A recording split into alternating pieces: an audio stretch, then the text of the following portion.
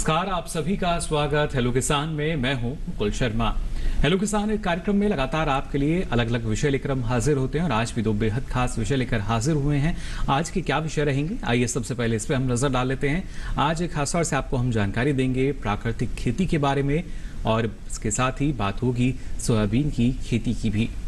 तो दोनों महत्वपूर्ण विषय हमारे आज के, और इन दोनों विषय से संबंधित अगर आप कुछ जानकारी लेना चाहते हैं, कुछ सवाल पूछना चाहते हैं, तो आप हमारे टोल फ्री नंबर हैं, इन पर आप हमें कॉल कर सकते हैं। ये नंबर है 1800113060, साथ ही 1800113061। इन दोनों नंबर पे आप हमें कॉल कर सकते हैं और आपके सवालों के जवाब देने के लिए आज दो बेहद ही खास मेहमान जो हैं हमारे साथ जुड़ रही हैं। इनका परिचय हम यहाँ करा देते हैं आपसे। हमारे साथ आपको बता दें स्टूडियो में मौजूद हैं डॉक्टर वंदना द्विवेदी जी। आप सलाहकार हैं कृषि एवं किसान कल्याण मंत्रालय भारत सरकार में। बहुत बहुत स्वागत आपका डॉक्टर वंदना जी। नमस्कार। और इसके साथ ही आपको बता दें हमारे साथ जुड़ी हैं डॉक्टर नीता खांडेकर जी। आप निदेशक हैं भारतीय सोयाबीन अनुसंधान संस्थान इंदौर मध्य प्रदेश से। बहुत बहुत स्वागत आपका डॉक्टर नीता। नमस्कार सभी किसान भाई बहनों का जी। तो चलिए, जैसा हमने आपको बताया कि आज के जो विषय है वो काफ़ी महत्वपूर्ण। पहले आइए यहाँ हम बात कर लेते हैं प्राकृतिक खेती की। लगातार आज के समय की अगर बात की जाए या आज के परिप्रेक्ष्य को जब हम देखते हैं तो माना जाता है कि ना सिर्फ किसानों की लागत को किस तरीके से हम कम कर सकते हैं, लेकिन जो रसायन मुक्त खेती की बात है, डॉक्टर वंदना, शायद प्राकृतिक खेती एक बेहतरीन विकल्प इस समय हमारे पास। बिल्कुल सच है। देखिए, जो आज का समय है और जिस तरह से हमारे प्राकृतिक संसाधनों पर संकट आ रहा है और जिस तरह से जलवायु के ऊपर परिवर्तन हो रहा है, तो हमारा सबसे अच्छा विकल्प जो है वो प्राकृतिक खेती ही है जी। वैसे तो किसान, भारत सरकार जो है किसानों की मदद के लिए, उनकी आय दुगनी करने के लिए समय समय पर नई नई योजनाएं लाती है, लेकिन इसी खोज में जो प्राकृतिक खेती का आह्वान किया गया है और ये बहुत सामयिक है। इससे किसानों की लागत तो कम होगी ही, साथ में पर्यावरण भी सुरक्षित होगा और जल और मिट्टी दोनों का भी स्वास्थ्य बरकरार रहेगा जी। यानी काफ़ी फायदे जो हैं इसके ज़रिए देखिए हमें मिल सकते हैं। इससे संबंधित कुछ और भी जानकारी जो है वो यहाँ डॉक्टर वंदना आपसे हम लेंगे, लेकिन पहले आइए नजर डाल लेते हैं इस खास रिपोर्ट पर जी।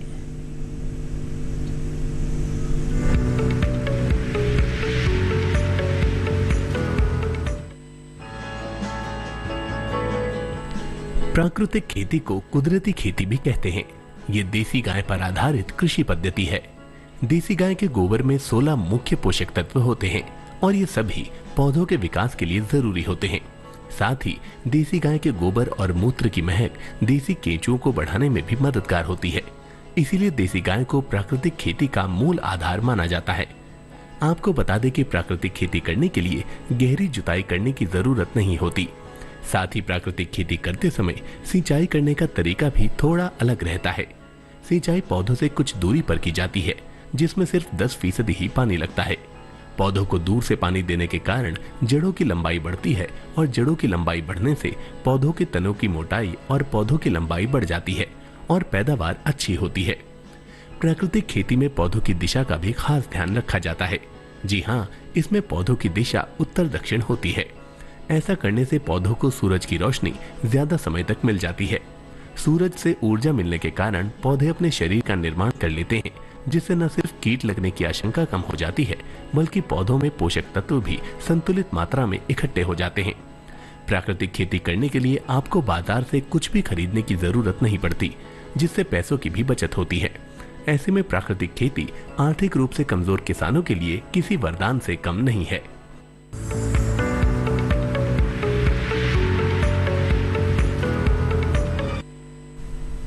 तो जाना आपने आखिर क्यों प्राकृतिक खेती को वरदान कहा जाता है, और ना सिर्फ कहा जाता है बल्कि जो किसान हैं वो अब बड़ी संख्या में इससे जुड़ भी चुके हैं, प्राकृतिक खेती अपना भी चुके हैं और इसके ज़रिए लाभ भी वो ले पा रहे हैं।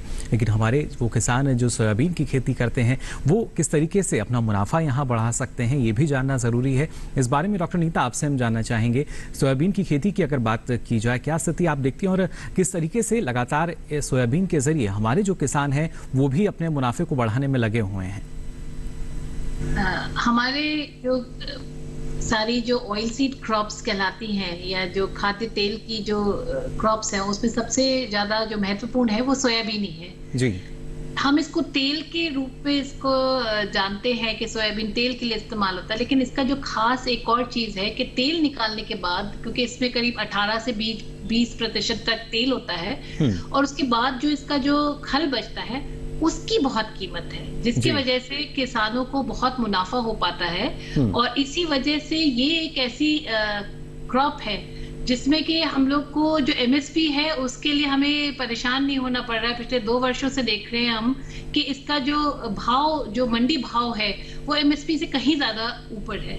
तो किसान भाई बहनों को मैं ये बताना चाहूंगी कि जो सोयाबीन की खेती करके ना सिर्फ तेल या उसका खल को बिक्री करके जो पशु आहार में इस्तेमाल होता है, उसके अलावा ये हमारे रोज के खान पान में भी इसका प्रयोग हो सकता है। चलिए, इस बारे में और भी जानकारी डॉक्टर नीता आपसे हम लेंगे कि किस तरीके से लगातार जो सोयाबीन का प्रचलन है वो बढ़ रहा है, हमारी दिनचर्या में शामिल हो सकता है, क्योंकि अगर खासतौर से देखा जाए तो प्रोटीन का एक अच्छा स्रोत ये माना जाता है। विस्तार से आपसे हम जानेंगे, लेकिन पहले आइए नजर डाल लेते हैं इस खास रिपोर्ट पर भी।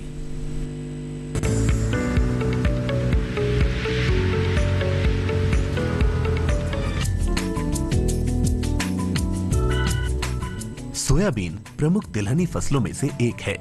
सोयाबीन की खेती मध्य प्रदेश, महाराष्ट्र, राजस्थान, छत्तीसगढ़, उत्तरी कर्नाटक, गुजरात और उत्तरी तेलंगाना में की जाती है।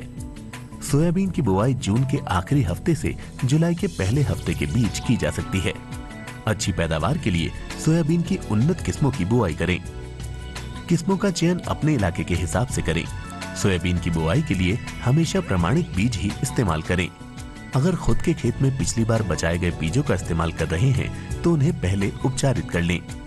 बाजार से लिए गए बीज प्रमाणिक हों, इसके लिए सहकारी बीज भंडार से बीज खरीदें। सोयाबीन की बुआई पंक्तियों में करें, इससे निराई करने में आसानी होती है। पौध जब बढ़वार लेने लगे तब फसल की शुरुआती देखरेख करें। बरसात में खरपतवार की समस्या हो सकती है। बचाव के लिए समय समय पर निराई गुड़ाई कर सकते हैं। कृषि विशेषज्ञों की सलाह से खरपतवार नाशी का छिड़काव भी कर सकते हैं। सिंचाई की बात करें तो जिन हिस्सों में बरसात नहीं हो रही हो, वहां जरूरत के हिसाब से फसल में सिंचाई करें। सोयाबीन को कुल 3 से 4 सिंचाइयों की जरूरत होती है। साथ ही फली बनने के समय सिंचाई जरूरी है। सोयाबीन में पत्तियों का धब्बा रोग और पीला मोज़ेक रोग लगने की आशंका रहती है। रोगों के शुरुआती लक्षण दिखने पर संक्रमित पौधों को उखाड़ कर अलग कर दें। साथ ही कृषि विशेषज्ञों की सलाह से दवा का छिड़काव भी कर सकते हैं। कटाई की बात करें तो सोयाबीन की फसल को पकने में 50 से 145 दिनों का समय लगता है, जो उसकी किस्म पर निर्भर करता है। फसल जब पक जाती है तो उसकी पत्तियां पीली हो जाती हैं। फली बहुत जल्दी सूख जाती है। कटाई के समय बीजों में नमी की मात्रा लगभग 15% होनी चाहिए।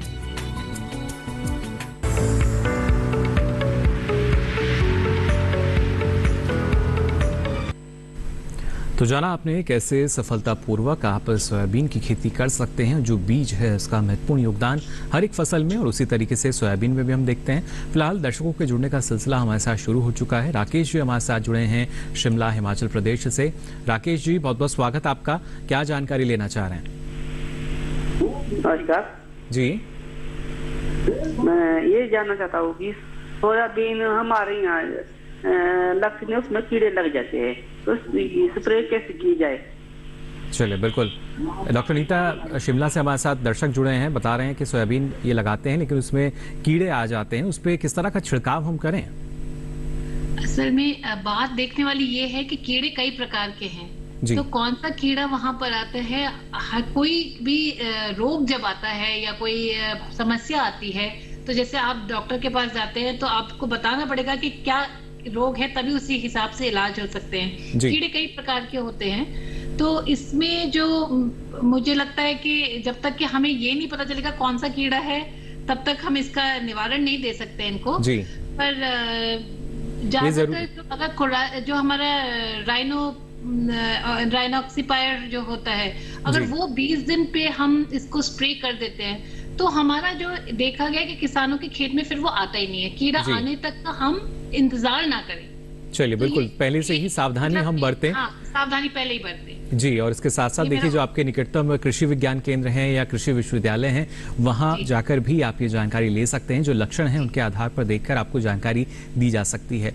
और यहाँ एक और बात है जी आपकी मुकुल, मैं इनको किसान भाइयों को बताना चाहूंगी जी। कि हमारे संस्थान का जो, अगर आप हमारी वेबसाइट पे जाएंगे, यूट्यूब चैनल है, जी। उस पे हर चीज का पूरे अच्छे से पूरा दिया हुआ है कि क्या उपचार करना चाहिए, और उसमें कुछ चित्र भी होंगे जिससे उनको पता चलेगा कि किस चीज का उपचार कैसे किया जाए। जी। और हमारी एक एडवाइजरी भी हर सोमवार को निकलती है। चलिए, इससे भी काफी मदद जो है तो उसमें वो पता किसानों को चलेगा। यहाँ मिल सकती है।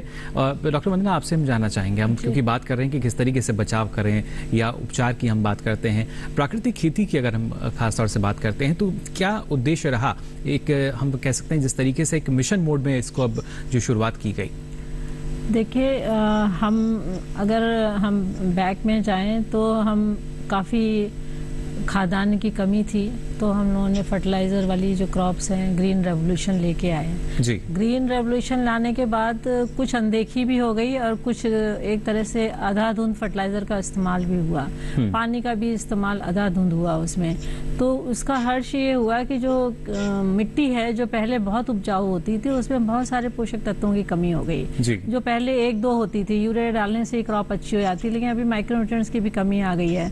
और दूसरी बात है कि हमारा जो जल है वो भी दूषित होता जा रहा है, क्योंकि हम फर्टिलाइजर पेस्टिसाइड ज़्यादा डाल रहे हैं। जी। तीसरी बात पर्यावरण का, तो ये 3-4 चीज़ें ऐसी हैं जिनकी वजह से ये आज की आवश्यकता हो गई है कि हम जो, और दूसरी एक चीज़ और भी है कि जो एक फर्टिलाइज़र, जो सब्सिडाइज फर्टिलाइज़र इतना ज़्यादा किसान को मिल जा रहा है, तो वो आधाधुंध इस्तेमाल करते हैं, संतुलित मात्रा का प्रयोग नहीं किया संतुलित जाता मात्रा है। में नहीं करता है। और साथ में जो कहते हैं कि फर्टिलाइजर से डालने से पहले आप मैन्योर और कंपोस्ट डालें, बायो फर्टिलाइजर डालें, फिर भी आवश्यकता पूरी ना हो सॉइल हेल्थ कार्ड के हिसाब से, तब आप फर्टिलाइजर डालें।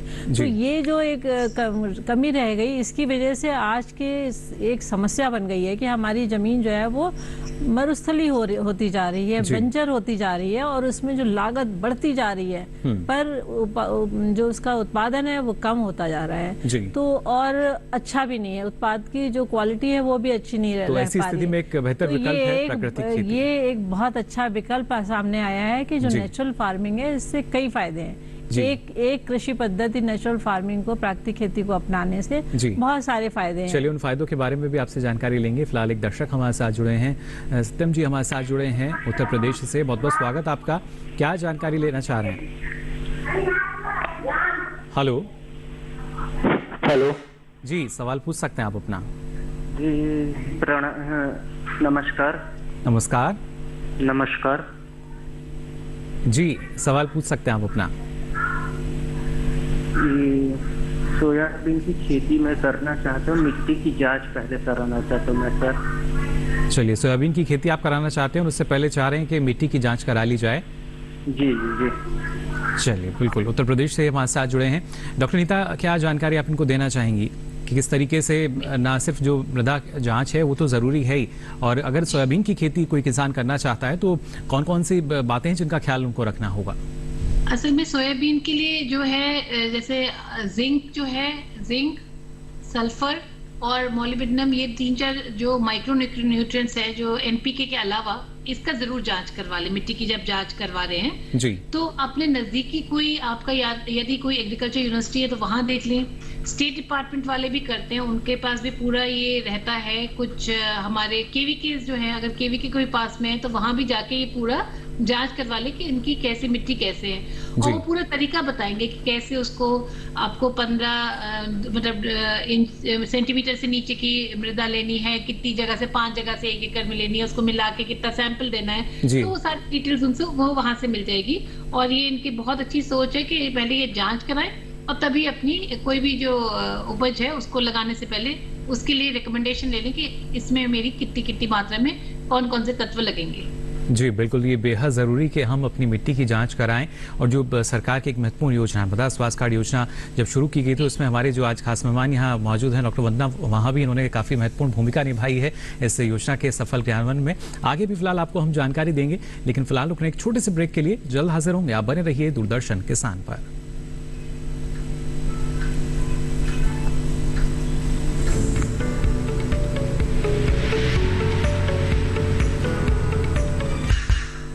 किसान भागीदारी प्राथमिकता हमारी। इस अभियान के दौरान देश भर से किसानों के वीडियो आमंत्रित। प्रगतिशील भारत के 75 साल और किसानों के गौरवशाली इतिहास और उनकी उपलब्धियों का प्रदर्शन किसान वीडियो प्रतियोगिता द्वारा। कृषि मंत्रालय द्वारा वीडियो प्रतियोगिता का आयोजन 3 श्रेणियों में। पहला, किसानों और उनकी आय में वृद्धि की सफलता की कहानियाँ। दूसरा, किसानों द्वारा अपनाई गई नवीन पद्धतियों के परिणाम स्वरूप प्राप्त उच्च उत्पादकता। तीसरा, किसानों को कृषि मंत्रालय की योजनाओं द्वारा प्राप्त लाभ। वीडियो भेजने की तिथि 15 जून 2022 से 8 जुलाई 2022 तक। पहला पुरस्कार 11,000, दूसरा पुरस्कार 5,000, तीसरा पुरस्कार 3,000। सभी प्रतिभागियों को मिलेगा एक प्रमाण पत्र। इच्छुक किसान अपने वीडियो किसी एक या सभी श्रेणियों में भेज सकते हैं। कृषि गतिविधियों को प्रोत्साहन हेतु कृषि मंत्रालय द्वारा आयोजित किसान वीडियो प्रतियोगिता में अधिक से अधिक संख्या में भाग लें और आयोजन को सफल बनाएं।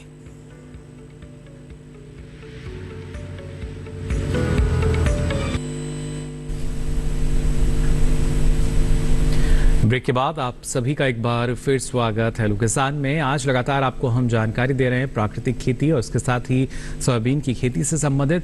फिलहाल दर्शक लगातार हमारे साथ जुड़ रहे हैं। एक और दर्शक हमारे साथ जुड़े हैं नीमच मध्य प्रदेश से। बहुत बहुत स्वागत आपका। शानू जी, क्या जानकारी लेना चाह रहे हैं? हेलो शानू जी, आवाज मिल पा रही है आपको? हेलो, कोशिश हम कर रहे हैं इनसे बात हमारी हो सके, लेकिन फिलहाल संपर्क इनके साथ हमारा नहीं हो पा रहा है। यहाँ डॉक्टर वंदना, आपसे हम जानना चाहेंगे, जैसा आपने बताया कि किस उद्देश्य के साथ जो प्राकृतिक खेती है वो हमने देखा एक मिशन मोड में, और लगातार किसानों की मांग भी रही कि कैसे हम अपनी लागत को कम कर सकते हैं। लेकिन इसमें अगर तैयारियों की बात की जाए, सरकार की तरफ से क्या कुछ किया जा रहा है, किस तरह की तैयारियाँ हैं, ज़्यादा से ज़्यादा जो किसान हैं वो इससे जुड़ सकें, इसको अपना सकें? देखिए, आपने सही पूछा है कि ये जो हमारी प्राकृतिक कृषि पद्धति है, इसमें किसान को स्वयं खेत में जो इनपुट होते हैं, आदान होते हैं, उनको तैयार करना होता है। और उसके लिए उसको देसी गाय के गोबर या किसी भी गाय के गोबर और गौमूत्र का इस्तेमाल होता है जी। तो इसलिए तैयारी ये है कि सरकार जो है एक तो योजनाबद्ध तरीके से चल रही है और हमने बड़े फैसले किए हैं इसमें। एक तो फैसला बड़ा ये है कि जो हमारा मैनेज का इंस्टीट्यूट है हैदराबाद में, एक्सटेंशन का काफ़ी बड़ा प्रसिद्ध इंस्टीट्यूट है, तो हमने उसको सेंटर ऑफ एक्सलेंस डिक्लेयर किया हुआ है। और उनको ये दायित्व दिया गया है कि आप जो प्राकृतिक खेती के पूरे देश में जो पद्धतियाँ चल रही हैं, बेस्ट प्रैक्टिसेस चल रही हैं, उनका संकलन करें और उसके आधार पर आप 75 ऐसे ऑनलाइन प्रोग्राम कराएं जो हमारे ग्राम पंचायत लेवल पे, जिससे कि पूरे देश के किसानों को इसके बारे में जानकारी मिले। तो वो जो प्रोग्राम है ऑनलाइन चल रहा है और काफ़ी प्रोग्राम हो चुके हैं और ये प्रोग्राम जो है 750 प्रोग्राम 15 अगस्त तक खत्म हो जाएंगे जी। तो एक बड़ा कदम ये लिया है। दूसरा कदम ये है कि सीइंग इज बिलीविंग, प्रत्यक्ष दर्शन करने के बाद ही किसान को ये लगता है कि हाँ, हम ये कर सकते हैं जी। तो इसके लिए जो 60% हमारे कृषि विकास विज्ञान केंद्र हैं, KVKs हैं, लगभग 425 चिन्हित किए गए हैं, जिनमें हम एक फील्ड डेमोन्स्ट्रेशन ट्रायल लगाया जा रहा है और उसमें किसानों को बुला के दिखाया जाएगा कि कैसे हम कर रहे हैं और फसल पकने पर भी दिखाया जाएगा उनको, और एक नॉलेज सेंटर वो भी बनेगा जी। तीसरी बात ये है कि हमारा जो चूंकि कोई भी प्रोडक्ट है, अगर जब तक वो सर्टिफाइड नहीं है, कोई लेबल नहीं है उसके साथ, तो उसको समझ में नहीं आता कि ये किस तरह से उगाया गया, मतलब एक विश्वास नहीं होता है कंज्यूमर को जी। यानी अब उसका प्रमाणीकरण भी जो है वो किया जा सकेगा। उसके लिए जो हमारा नेशनल सेंटर ऑर्गेनिक फार्मिंग है, उसका नाम बदल दिया है, उसका national centre for organic and natural farming कर दिया है। चलिए, बिल्कुल, ये काफी वो जो है एक सर्टिफिकेशन का एक प्रोटोकॉल पूरा तैयार कर चुके हैं और एक नया पोर्टल लॉन्च हो रहा है, जिससे कि हमारे जो प्राकृतिक खेती का उत्पाद है उसको सर्टिफाई करके मार्केटिंग की व्यवस्था होगी। तो देखिए किस तरीके से लगातार जो बदलाव हैं वो किए जा रहे हैं। फिलहाल हमारे साथ लक्ष्मीकांत जी जुड़े हैं प्रतापगढ़ राजस्थान से। बहुत बहुत स्वागत आपका लक्ष्मीकांत जी, क्या जानकारी लेना चाह रहे हैं? हेलो लक्ष्मीकांत जी, आवाज मिल रही है आपको? राजस्थान से हमारे साथ जुड़े हैं फोन लाइन पर। हेलो दर्शक देखिए लगातार जुड़ रहे हैं। फिलहाल एक और दर्शक हैं, बहुत बहुत स्वागत आपका हेलो किसान में, क्या जानकारी लेना चाह रहे हैं?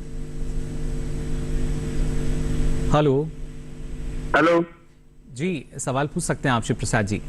हाँ जी, मैं मध्य प्रदेश राजगढ़ से बोल रहा हूँ सर। जी बताइए। मैं जानना चाहता हूं।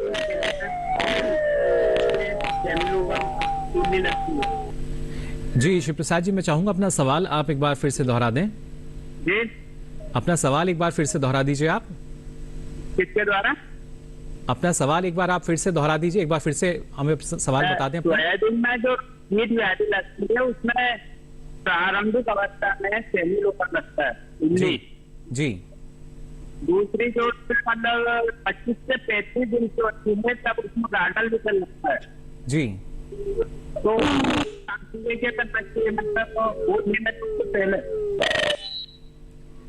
चलिए बिल्कुल डॉक्टर नीता, जिस तरीके से आप बता रहे थे कि प्रारंभिक अवस्था की बात की जाए, उसके बाद अलग अलग अवस्थाओं में जो कीट हैं वो हम यहाँ पर देखते हैं, उनसे बचाव किस तरीके से हम अपनी फसल का कर सकते हैं? असल में जैसे अभी हम लोग बात कर रहे थे कि हर अलग अलग अवस्था में अलग अलग तरह के और अलग अलग परिस्थितियों में, क्योंकि कैसा वातावरण बनता है उसके हिसाब से अलग अलग चीजें मतलब कीट लगते हैं। जी। तो मैं किसान भाइयों से सबसे पहले तो ये निवेदन करती हूँ कि बीज उपचार जरूर करें। जैसे हम अपने बच्चों को आगे की बीमारियों से बचाने के लिए टीकाकरण करते हैं, तो मैं बार बार ये कहती हूँ कि बीज उपचार जरूर करिए। और उसके बाद जो है आपका जो हम लोग ने जैसे बताया कि अगर आप लोग मतलब ये राइनिपेक्स एक्सिपायर डालोगे इसमें तो उससे काफी बचाव होगा। एक और मेरा सुझाव है, जैसे अब हम प्राकृतिक खेती की भी बात कर रहे हैं जी, तो थोड़ा सा रुझान किसानों का इस तरफ भी होना चाहिए कि केमिकल्स कम स्प्रे करें, जी, है ना। तो इसके कई अलग तरह के हमारे पास विकल्प होते हैं कि अगर मान लीजिए ट्रैप क्रॉप लगाएं, इसमें जो हम कहते हैं कि ट्रैप क्रॉप मतलब ये होता है कि उसमें कीड़े आकर्षित हो जाते हैं जी। उस एक और कोई क्रॉप बगल में लगा दीजिए तो जिसमें सुआ भी आता है जी, सुआ है और मारीगोल्ड भी इसमें लगाते हैं, मेज भी लगाते हैं। तो ये सब कई चीजें ऐसी हैं जिसमें अगर आप लगा देते हैं तो आपका जो रोग है या जो कीट है उस पे नहीं आएंगे जी। तो ये मेरा उनसे सुझाव है। और बिल्कुल ये इस तरह के विकल्प जिसमें देखिए लागत आपकी कुछ नहीं आएगी और बल्कि कीटों के जरिए के साथ साथ आपकी जो फसल है उनसे दूर भी रहेगी और सुरक्षित भी रह पाएगी। फिलहाल विपिन जी हमारे साथ जुड़े हैं मध्य प्रदेश से, बहुत बहुत स्वागत विपिन जी, आपका क्या जानकारी लेना चाह रहे हैं? जी नमस्ते सर। जी मेरा सवाल ये था जी कि सोयाबीन बोते हैं सर, पिछले 3-4 साल से जो है ना पीला मोजेक रोग आ जाता है सर। तो मैं ये जानना चाह रहा था कि कोई ऐसी किस्म जो बोना चाहे और थोड़ी सी सुरक्षित रहे, रोग ना लगे। और दूसरा ये था सर कि अभी बारिश हो रही है सर, तो लगभग 30% अभी बुआई हमारे यहाँ रह गई है, तो कितनी तारीख तक सेफ रहेगा करना या फिर उसके बाद नहीं करेंगे सर? चलिए बिल्कुल डॉक्टर नीता, एक तो बुआई का समय कब तक कर सकते हैं, क्योंकि बारिश लगातार चल रही है मानसून की वजह से, और साथ ही पीला मोजेक की समस्या आती है, उसका क्या निवारण? कोई नई किस्म जिसमें इस तरह के जो रोग हैं वो ना लगे? जी सबसे पहले मैं अपने किसान भाइयों को ये बता दूं कि अभी हम लोग करीब 7 से 10 जुलाई तक आप आराम से अभी बुआई कर सकते हैं। अगर आपने अभी नहीं भी बो पाए हैं तो इस समय तक आप कर देंगे तो आपके ज्यादा जो उत्पादन में कोई गिरावट नहीं आएगी। और ये भी एक खुशी खबर मैं आपको दूं किसान भाइयों कि हम लोग जल्द ही एक ऐसी वैरायटी भी अभी हम लोग स्टेट से रिलीज कराने जा रहे हैं जिसमें कि अगर आप 15 जुलाई 20 जुलाई तक भी करें तो आपको कोई ज्यादा उसमें परेशानी नहीं आएगी और उसमें मतलब कमी नहीं आएगी आपके उत्पादन में। तो वो अभी रिलीज वो अगले साल तक आएगी, लेकिन अभी जब तक नहीं है तो 10 तारीख तक आप आराम से जुलाई तक बुआई कर सकते हैं।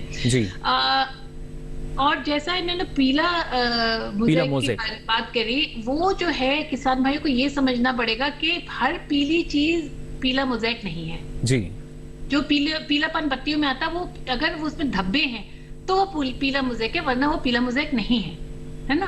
तो सबसे पहली बात तो अगर ये पुरानी किस्में जो है जैसे 95-60 है या 3-3-5 उगा रहे हैं, ये सारे जितनी पुरानी है या इनको पता ही नहीं है कि कौन सी किस्म है, उसको छोड़िए। आप जो नई किस्में लगाएंगे जो अभी हमारी अनुशंसित किस्में हैं, ये शायद आपके एक जो आपने अभी एक थोड़ा सा क्लिप रन करी थी उसमें भी ये बात बोला था, तो वो बहुत ज्यादा जरूरी है। और इसमें अगर मान लीजिए आयरन की डेफिशिएंसी होती है तब भी पीलापन आता है जी। और येलो मोजेक जो है वो इस एरिया का प्रॉब्लम नहीं है, ये नॉर्दर्न प्लेन में ज्यादा है इसका प्रॉब्लम। और ये जिस समय आता है उसमें उत्पादकता में इनकी कोई फर्क नहीं पड़ेगा। यानी अलग अलग अवस्थाओं में देखिए जो रोग हैं वो पहचानने की आवश्यकता है, और ऐसा नहीं कि आप अगर आपने पीला रंग सिर्फ दिखता है तो उसके जरिए आप सोचे कि ये पीला मोजेक रोग ही है। अलग अलग अवस्थाएं रहती हैं एंथ्रेक्नोज से भी पीलापन आता है जी, अलग अलग रोग हैं। इसलिए इसके लिए हमारे वेबसाइट पे जाके हमारी वीडियोस फॉलो करें। चलिए, बिल्कुल, ये किसानों के लिए काफी लाभदायक भी। फिलहाल हमारे साथ एक और दर्शक जुड़े हैं फोन लाइन पर। बहुत बहुत स्वागत आपका शिव कुमार जी, क्या जानकारी लेना चाह रहे हैं? हेलो शिव कुमार जी, आवाज मिल पा रही है आपको? लगातार दर्शक जो हैं वो हमारे साथ जुड़ रहे हैं और हम दर्शकों से ये भी अपील करते हैं कि जब भी आप अपना सवाल पूछें तो अपने टीवी सेट का वॉल्यूम आप बंद रखें, जिससे हमें आसानी हो सके आपका जो सवाल है वो सुनने में। यहाँ डॉक्टर वंदना, आपसे हम जानकारी लेना चाहेंगे, जैसे आपने बताया कि किस तरीके से जो सरकार है वो भी अलग से तैयारियां कर रही है, और ना सिर्फ अगर हम बात करते हैं पहाड़ी क्षेत्रों की बात की जाए या दक्षिण भारत में हम बात करते हैं, तो लगातार जो प्राकृतिक खेती का रकबा है उसमें इजाफा हम देख पा रहे हैं। इस बारे में और भी जानकारी आपसे हम लेंगे। फिलहाल एक दर्शक और जुड़े हैं, इनका सवाल ले लेते हैं। बहुत बहुत स्वागत आपका हेलो किसान में, क्या जानकारी लेना चाह रहे हैं? धीरज जी, आवाज मिल पा रही है आपको? हेलो, लगातार कोशिश हम कर रहे हैं जो दर्शक हैं उनसे बातचीत हो सके, उनका जो सवाल है वो हम तक पहुंच सके। हेलो, संपर्क किसी वजह से इनका हमारे साथ नहीं हो पा रहा है और कोशिश यही कि ज़्यादा से ज़्यादा जो दर्शक हैं वो भी अपने जो सवाल हैं यहाँ रख सकें।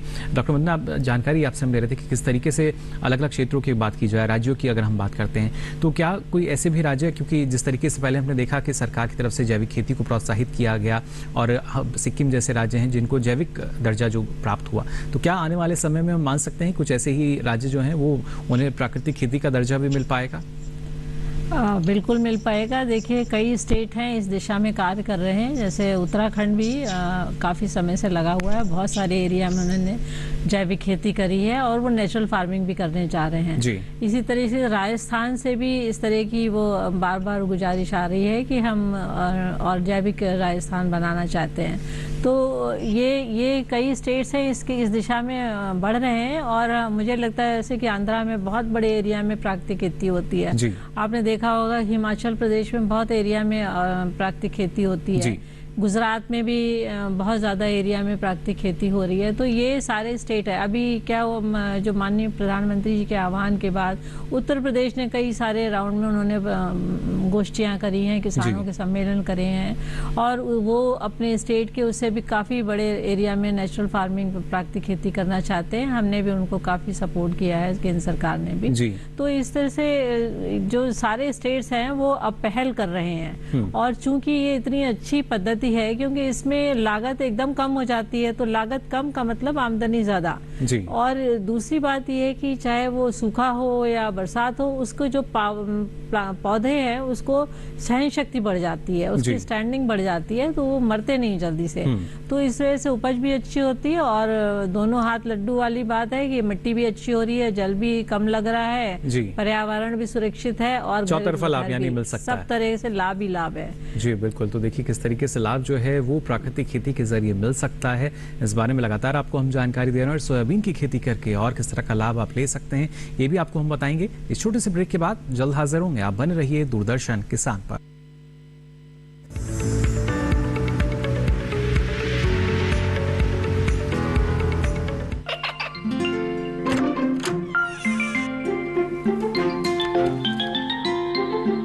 ये क्या हो रहा है? काशवी, इतने कम मार्क्स? काशू बेटा पढ़ा करो, पढ़ोगी नहीं तो आगे कैसे बढ़ोगी? मम्मा मैं भी तो आपसे यही कहना चाहती हूँ, पढ़ा करो। आप पढ़ोगे नहीं तो आगे कैसे बढ़ोगे? मतलब? वो देखो, सिर्फ बैक पर छपा ऑर्गेनिक नहीं, ऑर्गेनिक का निशान पहचानिए। पीजीएस ऑर्गेनिक का ये लोगो उन किसानों की पहचान है जो आज भी परंपरागत विधि से रसायन मुक्त खेती कर आपके लिए शुद्ध फसल उपजा रहे हैं। अब समझे मम्मा, अगर मैं प्योर ऑर्गेनिक फूड नहीं खाऊंगी तो अच्छे मार्क्स कहाँ से लाऊंगी? अच्छा बच्चों, जैविक खेती की इस मुहिम को आगे बढ़ाइए, शुद्ध ऑर्गेनिक अपनाइए।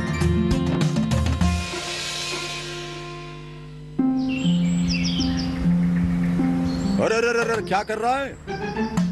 इधर इधर इधर, हम बोल रहे हैं तेरे बीजू का। पुतला बोल रहा है? हाँ, पक्षियों से तो हम खेत को बचा लेते हैं, पर इन घातक रसायनों से कैसे बचाएं? मतलब? देख बेटा, तू जो ये अंधाधुंध रसायन मिलाता है ना, मिट्टी की सेहत बिगड़ने लगी है और जब माटी ही कमजोर पड़ जाएगी तो उपज कैसे सेहतमंद होगी? हाँ? अरे पहले ऐसा नहीं था। पूछना अपने बड़े बुजुर्गों से, कैसे फसल लहलहाती थी, शुद्धता झलकती थी। हाँ, माटी भी तंदुरुस्त और लोग भी। अरे पहली वाली बात कहाँ? पर अब तो सब यही डाले हैं। सब नहीं, आज भी लाखों जागरूक किसान परंपरागत विधि से फसल उगा रहे हैं। खर्चा कम और उपज की कीमत भी बेहतर पा रहे हैं। ठीक है भाई, मैं भी आज से जैविक खेती शुरू करूंगा। माटी से प्रेम की परंपरा है परंपरागत खेती।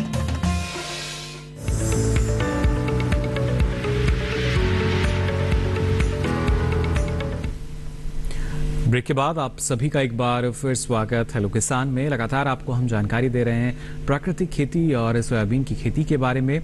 दर्शक हमारे साथ जुड़े हैं। फिलहाल एक और दर्शक हैं जो कि झारखंड से हमारे साथ फोन लाइन पर जुड़े हैं। बहुत बहुत स्वागत आपका हेलो किसान में। क्या जानकारी लेना चाह रहे हैं? Hello sir. जी सर, मैं सब्यसाची मुखर्जी ईस्ट सिंहभूम झारखंड से बोल रहा हूँ सर। जी सब्यसाची जी। हाँ सर, मुझे पता करना था इस क्षेत्र में सोयाबीन की किस्म अच्छी होती है सर? कौन सी किस्म अच्छी हो सकती है ये आप जानना चाह रहे हैं? पूर्वी सिंहभूम से झारखंड से हमारे साथ जुड़े हैं डॉक्टर नीता, जो दर्शक हैं हमारे, और जानना चाह रहे हैं कौन सी किस्म है जो कि यहाँ के लिए अच्छी मानी जा सकती है, जिसमें अच्छा उत्पादन इनको मिल पाए। जी, झारखंड जो है आपका नॉर्दर्न प्लेन जोन में हम उसको लेते हैं, तो हमारी जो अनुसूचित जैसे आपने बताया ये वैरायटीज हैं, तो पन्नागढ़ की कुछ वैरायटी हैं जैसे कि 1477 आपके पास आप ले सकते हैं, या आप लुधियाना की वैरायटी है SL 979 है, SL 955 है। हमारे खुद के संस्थान की वैरायटी है NRC 128 जी। ये सारी वैरायटीज है। अभी हाल में ही हमने एक SL 1074 पिछले साल निकली है जो कि लुधियाना की है, SL 1028 है जो कि की है। इसके अलावा अभी हमने इस साल भी अभी निकाली है NRC 149 जी। वो भी जो है आप नॉर्दर्न प्लेन जोन में इसको लिया जा सकता है। जी डॉक्टर नीता, लेकिन किस्में तो हमारे पास हैं, किसानों के सामने समस्या आती है कि बीज उनको उपलब्ध नहीं हो पाता। इसके लिए क्या कुछ प्रयास किए जा रहे हैं?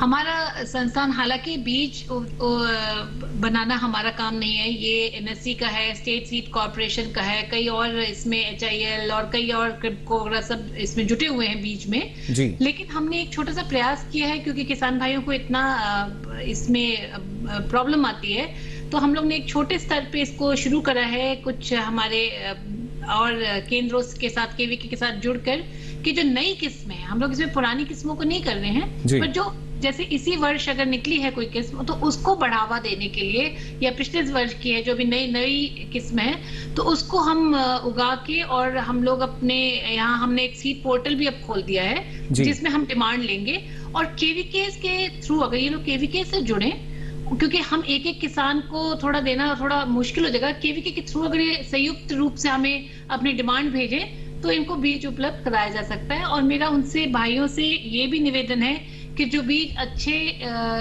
किस्म का ले जाते हैं वो अपना जो बीज है उसको क्या नाम है, हमारा ब्रीडर क्वालिटी का बीज होता है जो हमारे संस्थान से आपको प्राप्त होगा, तो उसको जो है ग्रेन की तरह या उसको सिर्फ मतलब उपज की तरह बेचे ना, उसको बीज की तरह अपने भाइयों के लिए आपस में उसको बंटवा दे, छोटे मोटे पैसे लेके उसको फैलाए उस वैरायटी को, यानी उनको भी यानी बीज की जो उपलब्धता है वो हो सके, इसके लिए जरूरी यही। और जब हम संयुक्त रूप से प्रयास करते हैं तो काफी सफल रहते हैं। और कृषि क्षेत्र में FPO की हम बात करते हैं डॉक्टर वंदना, और प्राकृतिक खेती को अगर देखा जाए वहाँ भी इस तरीके से जो प्रयास हैं किए जा रहे हैं। फिलहाल एक दर्शक जुड़े हैं, इनका सवाल लेते हैं जल्दी से। बहुत बहुत स्वागत आपका हेलो किसान में। क्या जानकारी लेना चाह रहे हैं? हेलो हेलो जी, स्वागत आपका। राज जी, क्या जानकारी लेना चाह रहे हैं? सर, जानकारी जी, मैं आपसे गुजारिश करूंगा अपना सवाल है आप एक बार दोहरा दें। सर, NRC 138 के बारे में जानकारी। चलिए, NRC 138 के बारे में डॉक्टर नीता ये जानकारी लेना चाह रहे हैं सोयाबीन की किस्म के बारे में। क्या जानकारी आप देना चाहेंगी? असल में मैं आपको बता दूं, ये एनआरसी 138 जो है अभी हमारे पिछले 2021 में ही रिलीज करी वैरायटी है जी। और ये किसान भाइयों को अगले वर्ष तक जरूर उपलब्ध हो पाएगी। हम लोग ने प्रयास किया था इस वर्ष, क्योंकि इसका कम बीज था तो इसलिए इस वर्ष हम लोग नहीं इसको दे पाए। और ये छोटे अवधि की वैरायटी है, करीब 90 से 92 दिन तक, इसमें 92 से 93 दिन तक ये आ जाएगी, जिसलिए किसान भाइयों और बहनों को इसकी काफी बेसब्री से इंतजार है जी। और इसमें जो उपज है इसकी भी बहुत उत्पादकता भी इसकी अच्छी आएगी, करीब इनको 2.5 टन तक इसका जो है प्रति हेक्टेयर इनको मिल पाएगा। और जो हमारे बहुत अच्छी प्रदर्शन है उसमें ये 3 से ज्यादा भी आ जाएगी, तो ये बहुत अच्छी वैरायटी है। और चलिए उम्मीद यही करते हैं कि जल्द से जल्द किसान जो हैं उनको ये जो किस्म है मिल सके। फिलहाल राहुल जी हमारे साथ जुड़े हैं मध्य प्रदेश से, बहुत बहुत स्वागत आपका राहुल जी। क्या जानकारी लेना चाह रहे हैं? सर मैं जानकारी लेना चाहता हूँ कि प्राकृतिक खेती कैसे कर सकता हूँ और किसी संस्था से मुझे जुड़ना है ताकि मेरे को प्राकृतिक खेती के बारे में जानकारी मिल सके। चलिए, कहाँ इनको जानकारी मिल सकती है? डॉक्टर वंदना, क्या जानकारी आप देना चाहेंगी? हरदा से जुड़े हैं आप जुड़ना चाहते हैं, बहुत अच्छी बात है। एक तो हमारा मैनेज का प्रोग्राम ऑनलाइन चल रहा है लगातार, वो 15 अगस्त तक चलता रहेगा। जो हमारा एक संस्थान है गाजियाबाद में, national centre for organic and natural farming, वहाँ आप जाके उनसे पूरी पद्धति को समझ सकते हैं और वो आपको लाइव डिमॉन्स्ट्रेशन भी दिखा देंगे कि कैसे जो 5 घटक हैं प्राकृतिक खेती के, उनका कैसे बनाया जाता है, वो सब आपको सिखा देंगे। तो एक बार देखना इस फील्ड में बहुत ज़रूरी है जी। बिल्कुल, और इसके साथ साथ ना सिर्फ जो प्रदर्शनी के माध्यम से जो किसान हैं उनको जानकारी हासिल होती है और किस तरीके से जो प्राकृतिक खेती की जानकारी है वो दी जा रही है। और बात हम कर रहे थे कि एफपीओ जो हैं उनको कितना फ़ायदा मिल सकता है अगर प्राकृतिक खेती को अपनाया जाए। बिल्कुल ठीक है। एक जानकारी के लिए एक बात और हम आपको सुझाव देंगे कि जो हमारे कृषि विज्ञान केंद्र हैं उनमें फील्ड डिमॉन्स्ट्रेशन लगाए गए हैं प्राकृतिक खेती के। तो आपका हर जिले में हर डिस्ट्रिक्ट में एक होता है कृषि विज्ञान केंद्र, तो किसान भाई आप जाकर वहाँ पे जो भी आपके पास में है वहाँ जाके आप पूरी जानकारी ले सकते हैं। दूसरी बात ये कि एफपीओ के माध्यम, देखिए जब भी कोई नई पद्धति आती है तो उसके उत्पाद को सर्टिफाई करा के बिकना बहुत आवश्यक है, जिससे कि किसान को अच्छे मूल्य मिल सके और उसकी आमदनी में बढ़ोतरी हो। तो सरकार ने ये पहल की है कि जो हमारी 10,000 एफपीओ फॉर्मेशन की स्कीम है उसके तहत हम 500 एफपीओ जो है वो नेचुरल फार्मिंग प्राकृतिक खेती के बनाएंगे। तो जो क्लस्टर के माध्यम से हमारी ये योजना चलेगी तो उसमें हम साथ में शुरुआत में ही उसको क्लस्टर एफपीओ भी अलॉट करेंगे, जिससे कि जो सारे किसान हैं वो एफपीओ की भी ट्रेनिंग ले सकेंगे और जैविक खेती की भी ट्रेनिंग ले सकेंगे। जी, प्राकृतिक खेती के साथ साथ देखिए किस तरीके से और ज़्यादा लाभ जो है वो आपको इसमें यहाँ मिल सकता है। फिलहाल एक और दर्शक हमारे साथ जुड़े हैं फोन लाइन पर छत्तीसगढ़ से, बहुत बहुत स्वागत आपका। क्या जानकारी लेना चाह रहे हैं? हाँ हेलो सर, नमस्कार। जी नमस्कार, संतोष जी क्या जानना चाह रहे हैं? हाँ जी, मैं जानजी चांपा छत्तीसगढ़ से बोल रहा हूँ सर। जी, हमारे यहाँ तो अधिकतर जो है धान की खेती होती है यहाँ जी। हमारी जिला में सोयाबीन की खेती तो होता नहीं है सर जी। तो मैं जैसे सोयाबीन की खेती करना चाहता हूँ, तो सोयाबीन का जो किस्म होता है जी वो मैं कहाँ से प्राप्त करूँ और इसे मैं किस प्रकार लगाऊं? चलिए बिल्कुल, छत्तीसगढ़ से हमारे साथ डॉक्टर नीता जुड़े हैं, क्या जानकारी आप देना चाहेंगे इनको? छत्तीसगढ़ के लिए भी जो हमारे जो मध्य प्रदेश या जो महाराष्ट्र के जो हमारे विदर्भा के रीजन है उसमें जो भी वैरायटीज लगाई जाती हैं तो वो अनुशंसित है। जैसे हमारे संस्थान की कई वैरायटीज अभी आ गई हैं, 130 है, 138 है, 142 है और हमारे जो क्या कहते हैं RVSM 100-29 अलग-अलग जो किस्में हैं, किस्में हैं जो लगाई जा सकती हैं। और मेरा किसान भाई को कहना सबसे महत्वपूर्ण ये है कि आपने अगर वहाँ धान की खेती लगातार करते जा रहे हैं तो उसमें आपका जो है वो मिट्टी जो है बहुत ज्यादा सख्त हो गई होगी, उसमें काफी मतलब जो है आप क्योंकि आप पैन बना के उसमें करते हैं, धान की खेती के लिए आपको चाहिए होता है कि पानी का रुकाव हो, सोयाबीन में आपको रुका हुआ पानी नहीं चाहिए। तो आपको पहले जमीन देखिए, आपकी जमीन सही है कि नहीं, कितनी गहरी है, कितनी गहराई तक है। यदि उसकी गहराई ज्यादा नहीं है तो पहले तो अपनी जमीन ठीक करिए। और मुझे नहीं लगता कि इस वर्ष आप इसको कर पाएंगे, आपने थोड़ी देर कर दिया, पहले संपर्क करते तो हम आपको बताते भी कि कैसे करें। तो इसकी पहले आपको गहरी जुताई करके इस जमीन को पहले ठीक करना पड़ेगा, तभी आप इसमें सोयाबीन लगा पाएंगे। और सोयाबीन जो है एक बहुत इसको पानी पसंद है। हर तीसरे चौथे दिन थोड़ा थोड़ा पानी अगर बौछार सी आती रहे तो बहुत अच्छा रहता है, लेकिन खड़ा हुआ पानी इसको बिल्कुल नहीं चाहिए। अगर 3 दिन लगातार इसमें पानी खड़ा होएगा तो ये आपकी पूरी फसल सड़ जाएगी। तो मेरा यही सुझाव है कि पहले हमसे और संपर्क में रहें और हमसे बातचीत कर लें और उसके बाद इसको अगले वर्ष लें।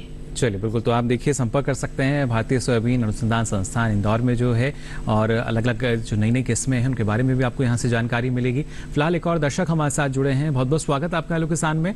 क्या जानकारी लेना चाह रहे हैं? हरियाणा से ये हमारे साथ जुड़े हैं, यमुनानगर से। हेलो, माफ कीजिए, गुजरात से ये हमारे साथ जुड़े हैं फोन लाइन पर। हेलो, आवाज मिल पा रही है आपको हमारी? विक्रम जी, हेलो विक्रम जी, आवाज मिल पा रही है आपको हमारी?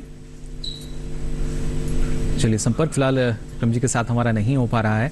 यहाँ डॉक्टर वंदना भी जिस तरीके से डॉक्टर नीता बता रही थी कि जो मिट्टी है वो काफ़ी सख्त हो जाती है, और उसके साथ साथ विविधता की हम बात करते हैं कि जो एक ही फसल लगातार ना ली जाए, तो इनके विकल्प के तौर पर भी अगर देखा जाए तो प्राकृतिक खेती एक बेहतरीन विकल्प है जिसको अपनाना शायद किसानों के लिए हम कह सकते हैं कि आज के समय की मांग हो चला है, भले ही वो थोड़े से क्षेत्र में इसकी शुरुआत करें।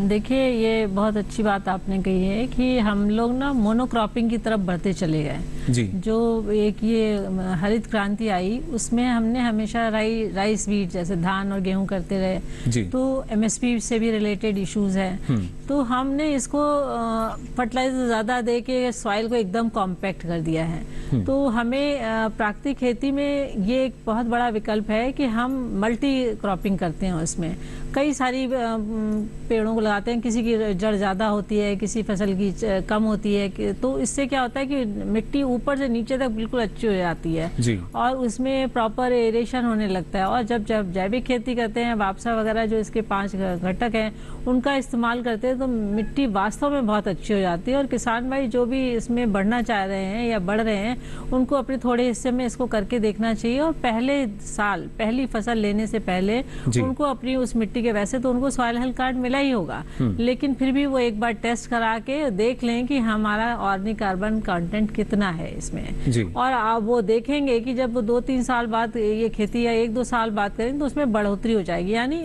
जो मिट्टी है वो उर्वरक हो जाएगी, उसकी फर्टिलिटी बढ़ जाएगी और इसी वजह से उत्पादन भी बढ़ने लगेगा। जी बिल्कुल, तो देखिए किस तरीके से उत्पादन जो है वो बढ़ सकेगा। साथ ही यहाँ डॉक्टर नीता आपसे भी जानना चाहेंगे, क्योंकि खाद्य तेलों में किस तरीके से हम आत्मनिर्भर हो सकते हैं, इसके लिए लगातार प्रयास किए जा रहे हैं। तिलहनी जो हमारी फसलें हैं उनका रकबा हम देख रहे हैं किस तरीके से बढ़ रहा है, रिकॉर्ड स्तर पर पहुंच रहा है। लेकिन अगर सोयाबीन की हम बात करते हैं, उस लिहाज से अगर देखा जाए कितना महत्वपूर्ण और कैसे जो किसान है वो अच्छा उत्पादन ले सकते हैं? इसके लिए बहुत जरूरी ये है कि हमारी जो, जैसे मैंने पहले भी बोला कि नई किस्में किसान अपनाए, पुरानी किस्मों को छोड़े जी। क्योंकि उनमें काफी जो है रेजिस्टेंस जो कहते हैं ना, उसमें जो है वो रेजिस्टेंस ब्रेक हो चुका है, उसमें बहुत ज्यादा बीमारियां आ रही हैं, बहुत ज्यादा कीड़ों का प्रकोप होता है।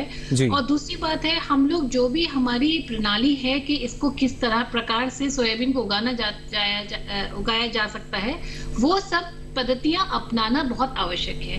क्योंकि ये आपको किसानों को ये समझना होगा कि ये हमारे देश की फसल नहीं थी, हम इसको लेके आए हैं। अब इसको हमें थोड़ा ध्यान से रखना है, और थोड़ा सा अगर हम लोग सतर्क हो जाएं और उसके अपने बीज उपचार कर लें, समय पे उसकी गुड़ाई करके जो है निराई कर लें, पूरा उसका वीड्स निकाल दें, तो हमारे प्रॉब्लम्स कोई ज्यादा नहीं रहेंगे।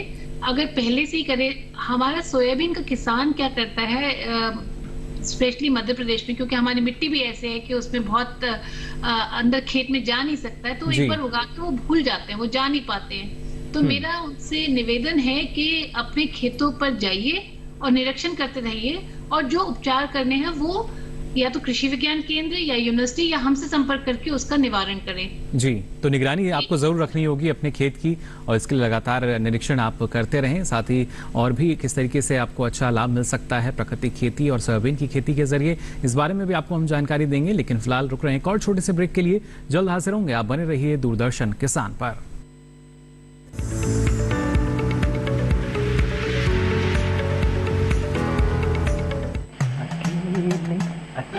अरे वाह भैया, अकेले अकेले अरे तू भी ले, पर खाएगा कैसे? मैं ऑर्गेनिक खेती की बात कर रहा रे बेटे। अकेले अकेले खेती कब तक करेगा? मतलब गांव में 20-25 किसानों का समूह बना के पंजीकरण करवा ले, फिर सरकारी ट्रेनिंग भी मिलेगी और मुफ्त जैविक बीज खाद भी। फिर पीजीएस ऑर्गेनिक की सरकारी मोहर के साथ तेरी उपज आकर्षक पैक में पहुंचेगी बड़े बाजार तक। अच्छा? हाँ। अरे भाई कहाँ चल दिया? सबको साथ लाने, आमदनी बढ़ाने। तो किसान भाई समझ गए ना? साथ मिलकर ऑर्गेनिक खेती कीजिए, अपनी परंपरा को आगे बढ़ाइए, ज्यादा मुनाफा कमाइए। माटी से प्रेम की परंपरा है परंपरागत खेती।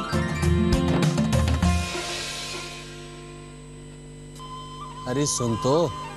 मुझे क्या सुनाना चाहते हो? जो सुनाओ मेरी सौतन को। किसको? अरे वही तुम्हारा मोबाइल फोन जिससे सुबह शाम दिन रात चिपके रहते थे और कहते थे किसान कॉल सेंटर से बातें हो रही हैं। अच्छा ये बात है। हाँ क्यों, क्या हुआ? अब बात नहीं होती क्या? अब तो झट से बात हो जाती है। ऐसा क्या? हाँ, अब तो ज्यादा लाइनें और खास तकनीक के कारण खेती के माहिरों से तुरंत बात हो जाती है। और अगर कभी लाइन व्यस्त हो तो अपनी समस्या फोन पर रिकॉर्ड करा दो, वहाँ से फोन आ जाता है और समस्या की हल का मैसेज भी आ जाता है। ये देखो आ गया। अरे वाह, इसका मतलब इंतजार की घड़ी अब खत्म। हाँ। तभी मैं सोचूं कि आजकल मुझ पर इतना प्यार क्यों आ रहा है। कृषि संबंधी समस्याओं का अपनी भाषा में तुरंत हल पाने के लिए पूरे भारत में किसी भी फोन से हेल्पलाइन नंबर पर संपर्क करें। किसानों का दोस्त किसान कॉल सेंटर।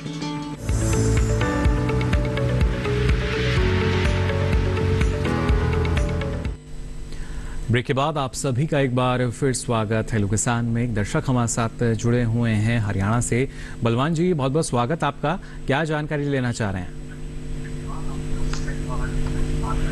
हेलो। हेलो नमस्कार जी। जी नमस्कार।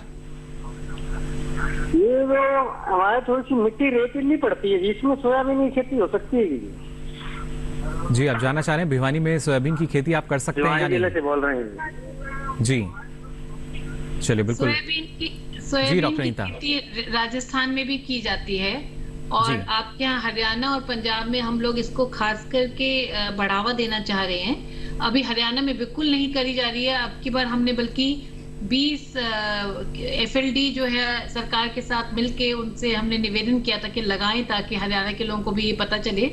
और जैसे मैंने कहा कि इसको लगातार थोड़ी थोड़ी बारिश थोड़ा थोड़ा पानी की आवश्यकता है। इसको पानी बहुत अच्छा लगता है, ज्यादा नहीं चाहिए लेकिन लगातार इसको चाहिए। हर तीसरे चौथे दिन थोड़ा थोड़ा पानी इसमें पड़ता रहना चाहिए। यदि आपके पास सिंचाई का साधन है तो आपकी कोई आपको इसमें समस्या नहीं आएगी, आपके यहाँ भी ये जरूर होगी। जी बिल्कुल। साथ ही डॉक्टर नीता जानना चाहेंगे आपसे, जैसा आपने शुरुआत में कहा था कि ना सिर्फ मुख्य फसल बल्कि उसके साथ साथ क्योंकि अब किसान जो है सोयाबीन का प्रसंस्करण भी करते हैं तो उस लिहाज से अगर देखा जाए तो कितनी महत्वपूर्ण फसल हो जाती है और किस तरीके से किसानों की जो आमदनी है उसको दोगुना कर सकती है? जैसे मैं शुरू में ये बात कह रही थी कि इसमें तेल है, तेल के अलावा जो DOC निकलता है तो उसको हम लोग जो अपने पोल्ट्री के लिए अपने जो फिशरीज में सब में इसमें मतलब ये जो जानवर के जो खाद्य है उनके लिए इस्तेमाल करा जाता है।